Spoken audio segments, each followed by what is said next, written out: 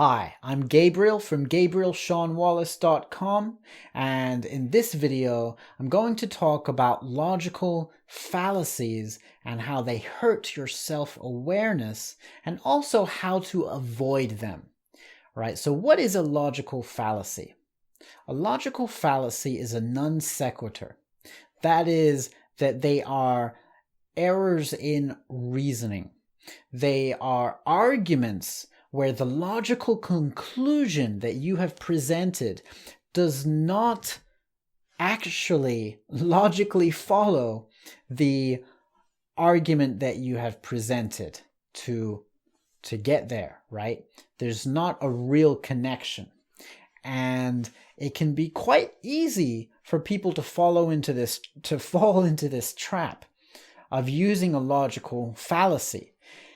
And the problem is that when we use it to win an argument, when we use it to deceive someone else, often the case is that we also deceive ourselves because we want to believe that we're right. We want to believe that we have presented an argument and the conclusion that we've presented logically follows. We want to feel like we're right, but really we're deceiving ourselves, and deep down inside we know somewhere in part of our consciousness knows that we've deceived ourselves. And so now we've created this disconnect, right? This divide between what we know to be true and what we have presented on a conscious level on the surface to be true, right?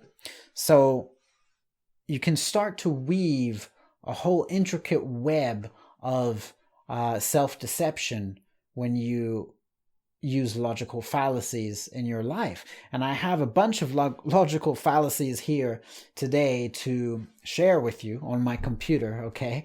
But it's not an exhaustive list. There are actually more than 100 logical fallacies, and I don't have time to go through all of them with you in this video, but I've selected a handful that you can watch out for yourself, right? Now, you can watch out for them when other people use them too, and that's great because that raises your self-awareness too, right? When you start to notice it in other people, then you can notice it in yourself. But the real value comes in noticing it in yourself, because you can't control what other people say, how other people argue. You can't control whether other people deceive themselves or not. But you can control yourself. You can control whether you deceive yourself. And so that's what this is about. That's what I want you to take from this. Rather than trying to use it as a weapon, use it as a tool, okay? You don't want to make being right more important than the truth. Because when you do that, you make poor decisions in your life.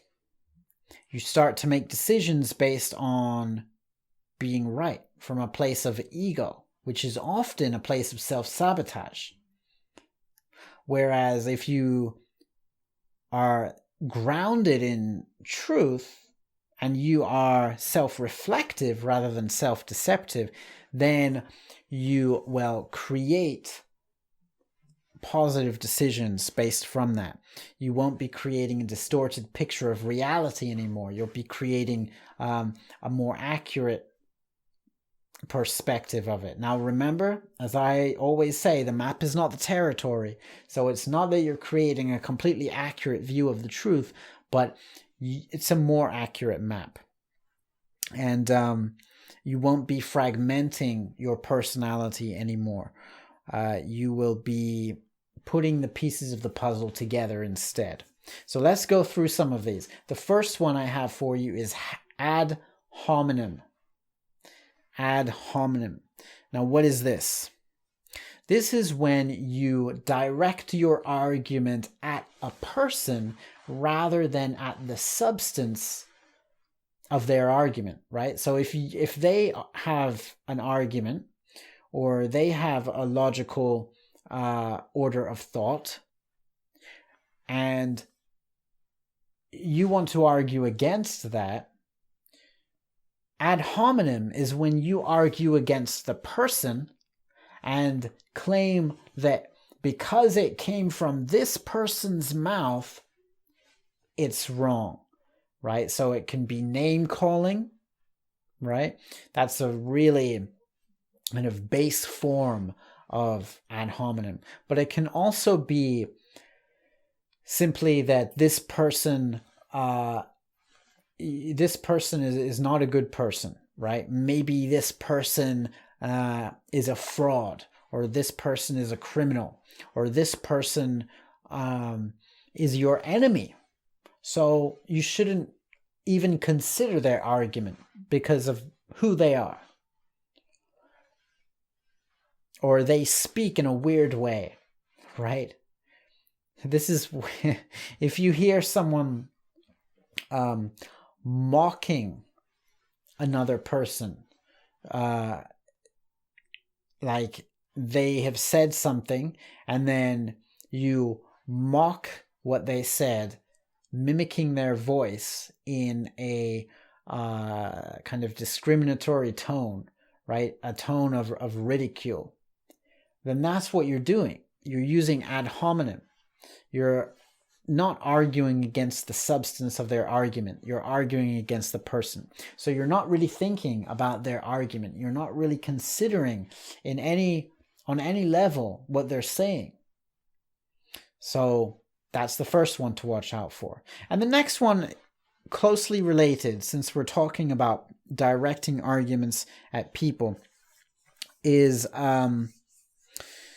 appeal to hypocracy. An appeal to hypocrisy. This is when you say, that person's a hypocrite, right? They don't take their own advice, so therefore the advice is rubbish, right? That is an appeal to hypocrisy. So if someone says to you, you should go on this diet, you should not drink coffee. And at the same time, as they say you shouldn't drink coffee, they're drinking coffee. And you say, well, I won't listen to you because you're a hypocrite. You don't even take your own advice. And maybe they are a hypocrite. Sure, they're not taking their own advice. But that doesn't mean that the advice is bad advice. Right? You're going after the wrong thing. You're tricking yourself. You're deceiving yourself. You're losing focus. You're losing focus of what the substance is here. That's called an appeal to hypocrisy. When you let who that person is distract you from the advice that came out of their mouth, right? Don't fall into that trap. You really need to focus. The key here is to focus on the argument itself, to focus on the theory itself, to focus on the logic itself, not to get distracted by other things and for the conclusion to be misaligned with the argument, right? All right, the next one is the straw man argument. This is one that triggers me, to be quite honest. This triggers me when other people use it on me. It triggers something in me, and that's something that I'm working on.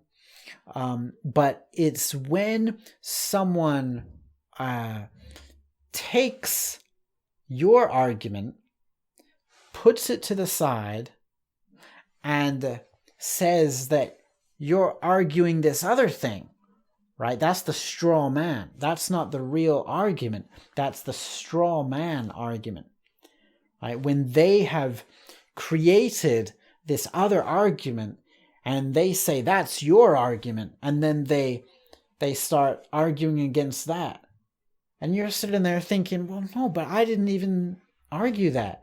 Like, yes, you're right, but that's not my argument, right? That's a straw man technique. And I think the reason that that triggers me, and it triggers a lot of people, by the way, is because you are being misrepresented, right? They are misrepresenting your argument, and they're doing that because it's easier to defeat this straw man than it is to defeat what you actually said, right? And so that puts you in this very precarious position where you say, yes, you're right. And then they say, haha, see, I'm right. But in fact, you're not wrong because you never said that, right? So watch out yourself when you start using a straw man argument. How to spot that in yourself is to make sure that you completely understand what it is that the other person has said. So clarify if you need to, right? Make sure that you're not projecting what you think they might be talking about and then going after that. Don't do that, because then that's not the truth. You're fooling yourself, right? Make sure that you're clear. You're very clear about what they're actually saying. And then you'll avoid setting up this straw man argument where being right is more important than the truth. The next one is false dichotomy. A false dichotomy. So if you set up a false dichotomy, this means that you are presenting the argument as if there are only two options or two alternative viewpoints, when in fact there are many, right? It's like if someone says, well, if you don't go study law, then you're going to be a garbage man. Oh, you want to be a garbage man? You don't want to get your law degree? Oh, you want to be a garbage man. No. There's not just a choice between getting a law degree and being a garbage man, right? This is a false dichotomy as well. The next one is a circular argument. A circular argument. This is when A equals B, B equals C, C equals A, right? The famous one is in the book Catch-22 by Joseph Heller, where the character, I think, if I'm remembering correctly, he wants to get out of the military. And so he says, like, what do I have to do to get out of the military? Oh, I have to apply? I have to apply to the doctor to get out of the military, because the only reason that they'll let me out of the military would be if I'm crazy.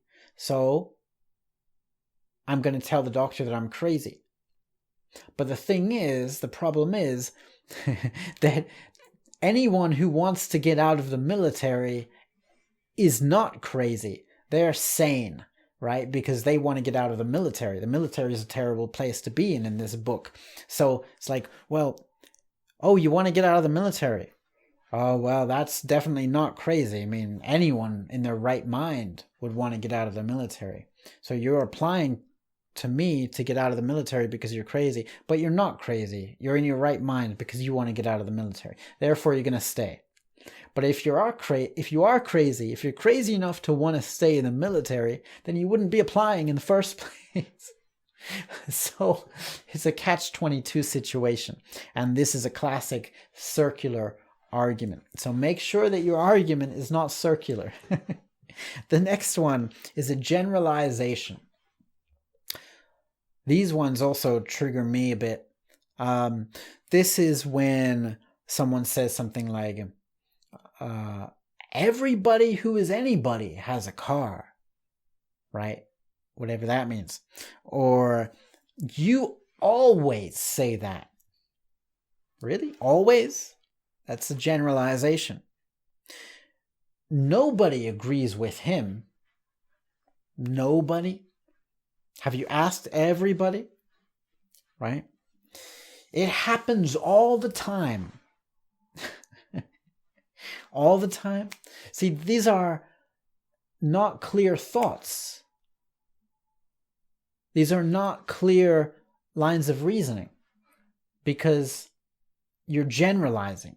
You're generalizing something into this simplified statement, right? So if you catch yourself using these words, never, always, everyone, nobody, right?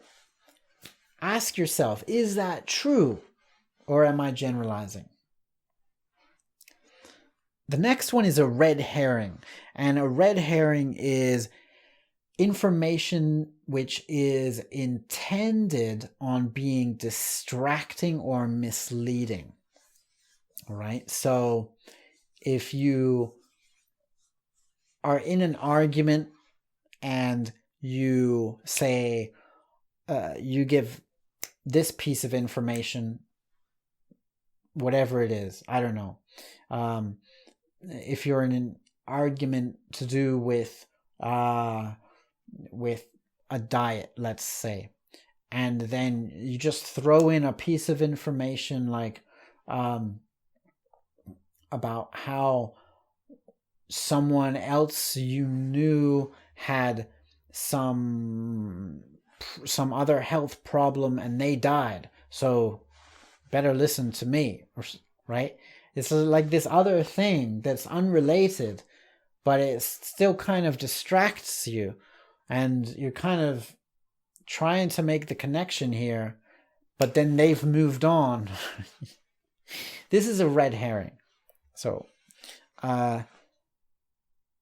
notice it in yourself when another piece of information comes up and you want to insert that into your argument. Maybe it's an argument with yourself, by the way.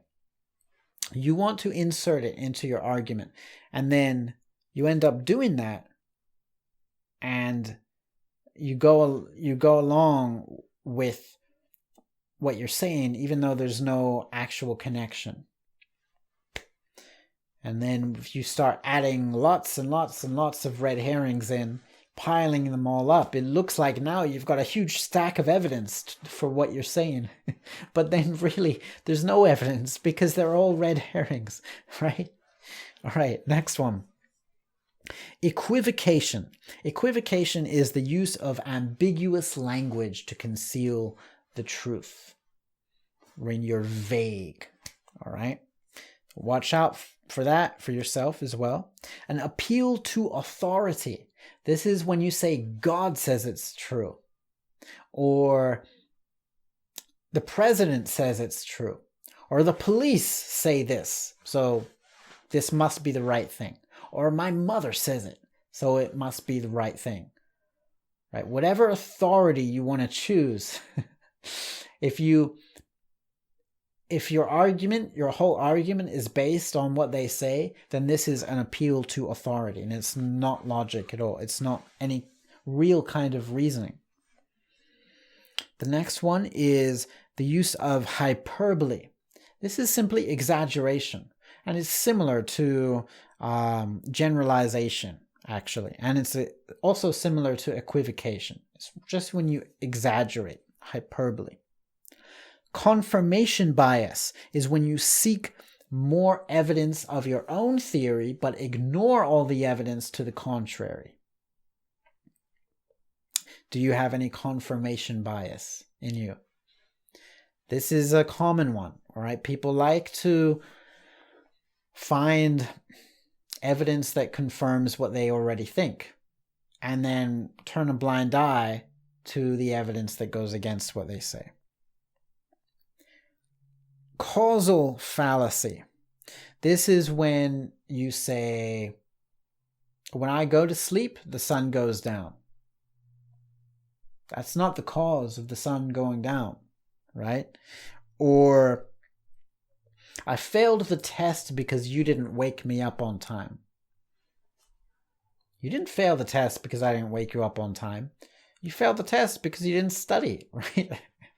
So it's a causal fallacy, and sometimes it can be easier for us to believe what we want to believe because we don't have to accept responsibility. But this is ultimately damaging in the long run, right? The fallacy assertion. This is when you repeat things, when you repeat a lie over and over and over and over again until you believe it. You can use it on yourself, right? If you repeat something that you know is not true at the beginning, but you repeat it so much that you end up thinking, well, it must be true. This is used in politics and in advertising all the time. It's how you deceive people. It's how people in office deceive others, right? I think it was Goebbels who came up with this in the Nazi Party. You repeat a lie enough, people will believe it. It might have been Goebbels. I have to check. The next one is an a priori argument. This is when something which is assumed, it's assumed that it's basically an assumption, right? Something that you don't even question, but in fact it hasn't been experienced. You assume that something is true based on the fact that it should be logically, but you've never experienced it. Okay, so you assume that you have a body. Maybe you've experienced that you have a body, or maybe you simply haven't questioned whether this body is in fact real. Which one is it? The next one is scare tactics. When you use shocking or graphic imagery or language to get a point across. How often do you do that to other people or to yourself? Okay. So, how do you make sure that you avoid all of these? How do you make sure? Ask yourself, am I ignoring the substance of this argument or information? And look at it on its face. That's what you do. When you align yourself more with what is true, that is when you become a more integrated and whole individual. Okay. You can make decisions based on truth rather than on fallacy. If you found this video helpful, please give it a like and share it on social media so that it can help other people as well. And if you want more videos like this, click that subscribe button and the notification bell so that you know when I post new videos. I also have a podcast called Identity Coaching with Movies, where I use movies as coaching tools for your personal development. You can find my podcast on iTunes, Spotify, YouTube, or directly on my website, GabrielSeanWallace.com. I have a link to my website in the description below, and on it you can read my blog. You can learn more about identity coaching and creativity coaching. And if you're interested in getting one-to-one coaching with me, or you know someone else who is, then you can learn more about it there and contact me via the website. You can also take a look at my creativity course, my 18-hour creativity course that will help you to access your inner creator and skyrocket your creativity and innovation so that you can apply it in any project in your life, including, my friend, the grandest project of them all, yourself. You can find that creativity course on my website or directly in the description below. There's a link. Okay, my friend, keep growing into you.